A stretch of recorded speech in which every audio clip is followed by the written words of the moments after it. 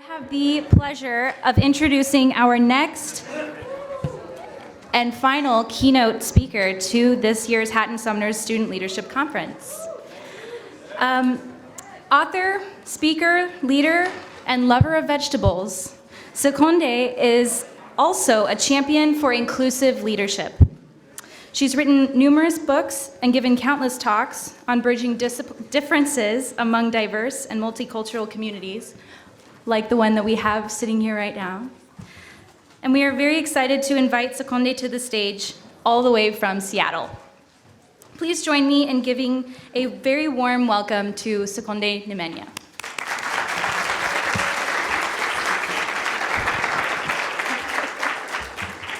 Wow, thank you so much. This is nice, it's really nice.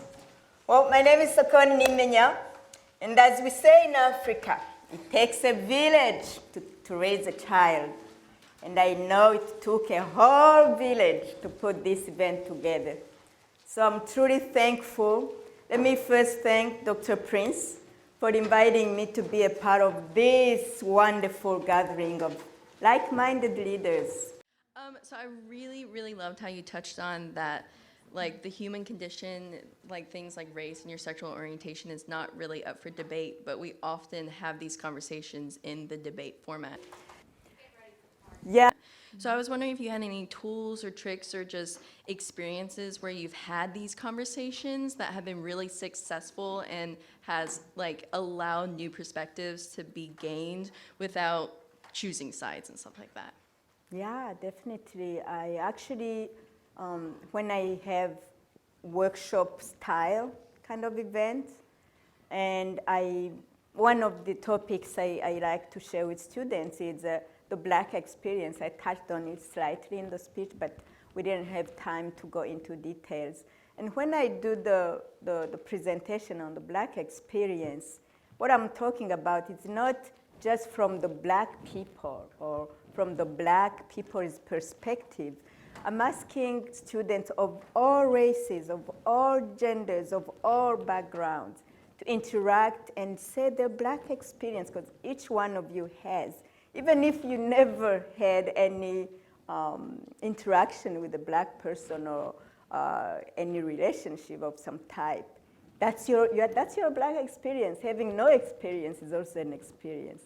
And I remember to one college, one university, an HBCU, where I presented, and one girl was really emotional as she shared her own Black experience, being that as a white girl who grew up in a white neighborhood, she's never had the opportunity to interact with Black people because even her parents wouldn't let her.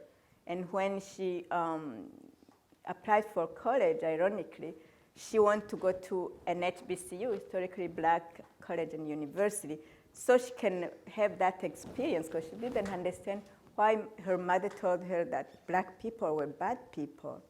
She had to find out for herself. So this is to tell you that perspectives come from experiences. And experience, it doesn't mean it's A or B or either or. It's all of the experiences. And even having no interaction is an experience that can help you build relationships with other races. Thank you for your question. Thank you. You're welcome. So my name is Haidija Juf, and I'm from West Virginia University.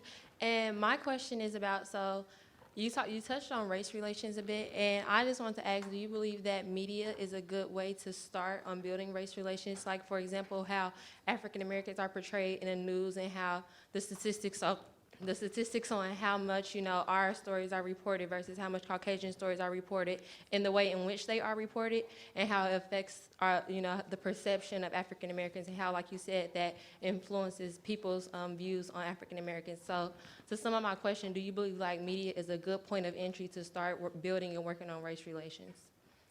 Yes, thank you for the question. The media is a good place because it's a platform where, it's a forum and a platform at the same time, where many people can can, watch or participate. But at the same time, what makes an impact on these issues is all of us starting where you are with what you have, because the outside circumstances and situations, we can't control those.